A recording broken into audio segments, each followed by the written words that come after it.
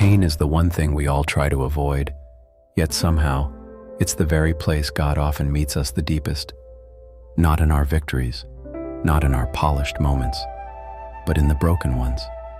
When the plan falls apart, when the silence is loud, when you're left holding pieces of a life you thought would go differently.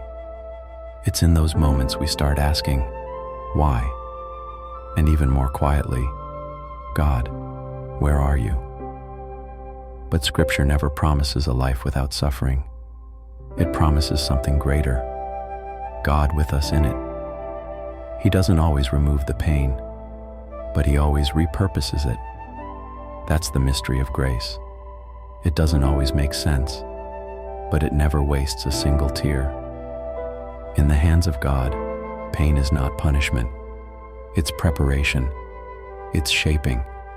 It's spiritual refinement through fire. Think of every biblical figure who walked in deep purpose. Joseph, Moses, David, Paul.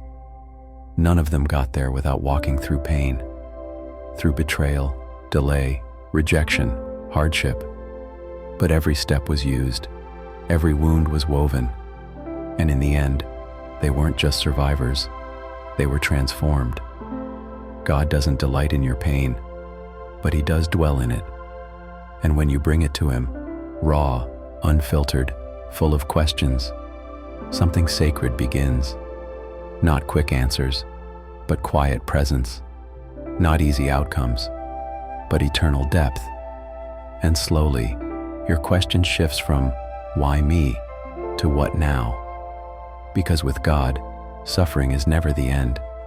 It's the beginning of something more. Spiritual growth rarely happens on the mountaintop. It happens in the valley, in the uncertainty, in the waiting, in the moments that feel like breaking points. Because pain has a way of silencing everything else. It removes the distractions, strips the noise, and suddenly, what once felt distant becomes clear. You need God more than ever. Not in theory, in reality. Suffering makes your prayers raw, your worship real, your faith honest. It takes you past surface-level belief into the kind of trust that can only be formed when there's nowhere else to lean. That's where depth is born, not in comfort, but in surrender. Because when everything is out of your hands, you're finally open to place it fully in His. God doesn't cause all suffering, but He never wastes it. In His hands, even the most painful chapters become places of revelation, where you learn who He is, not just as a provider or a healer, but as comforter, sustainer, Father. You stop defining Him by what He fixes and start knowing Him by how He stays. Sometimes what feels like the worst moment of your life is actually the ground where new roots are growing. Roots of endurance, of dependence, of spiritual authority. And those roots, they don't grow in shallow soil. They grow deep, in pressure, in darkness, in seasons where you're forced to believe before you see. Pain opens doors in your soul that comfort never touches. It reveals the places where you've built your identity on fragile things: success, control, relationships, routine. And when those things are shaken, you're left with something deeper. The question of who God is when everything else is gone. That's not the end of your faith. That's the start of real intimacy. God isn't asking you to understand the pain. He's asking you to walk with Him through it. Not to make sense of every detail, but to lean into His presence when nothing else makes sense. Because more than answers, what your soul truly needs is assurance that you're not alone, that this isn't wasted, and that on the other side of this ache, something new is being formed.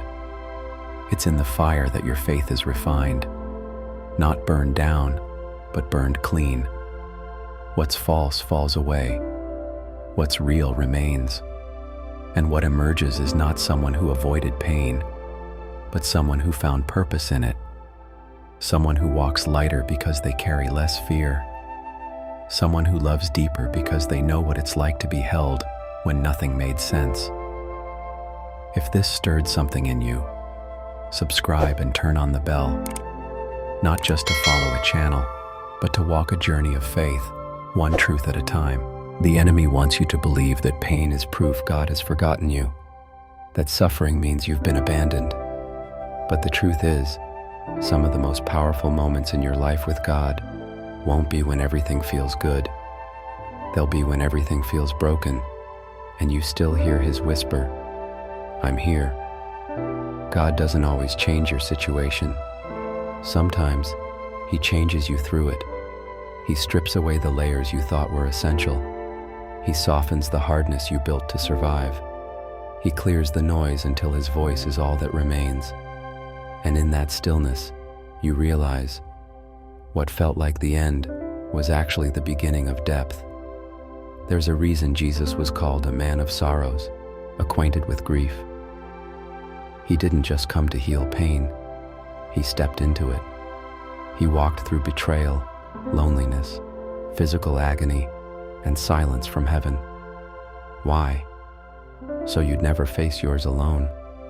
So that in your lowest place, you'd never question if He understands. You are not weak because you're hurting.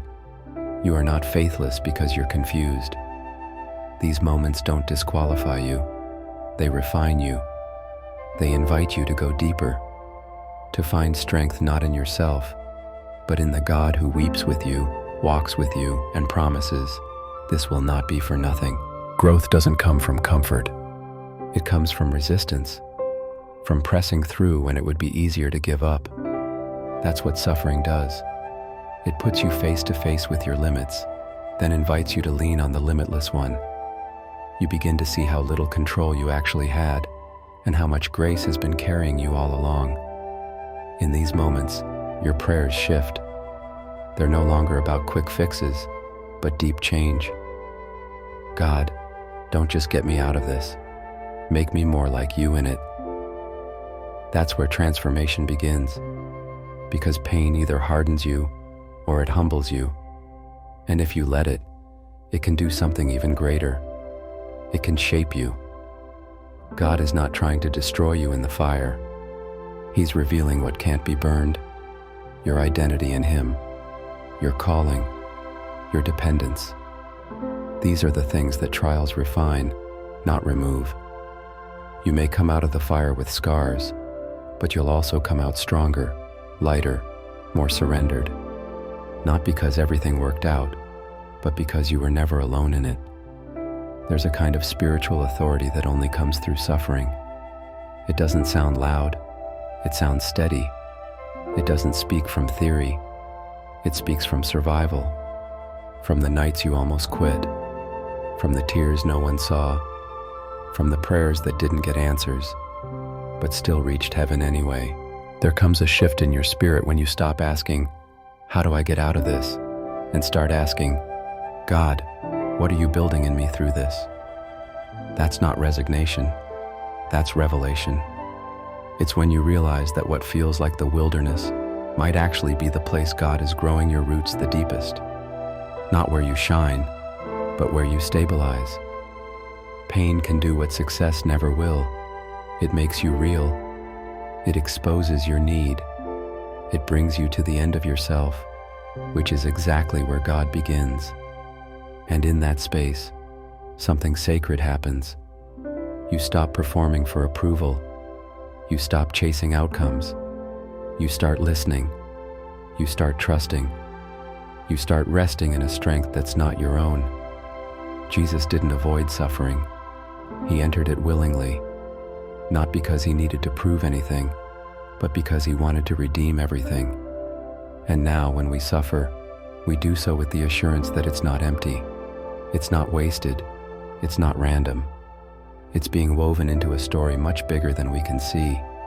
A story of redemption, of growth, of becoming. You don't have to like the pain, but you can trust the process. Because in God's hands, your wounds don't weaken your purpose. They shape it. They make you softer, wiser, braver. They prepare you to carry things that comfort never could. And most of all, they lead you closer, not to answers, but to Him, There is no wasted pain in the hands of a loving God. What broke you didn't break His plan. What delayed you didn't destroy your purpose. In fact, the very thing that nearly crushed you may be the soil where your greatest calling begins to grow. Because that's what God does. He takes the ashes and makes beauty. He takes what the enemy meant for harm and turns it into healing.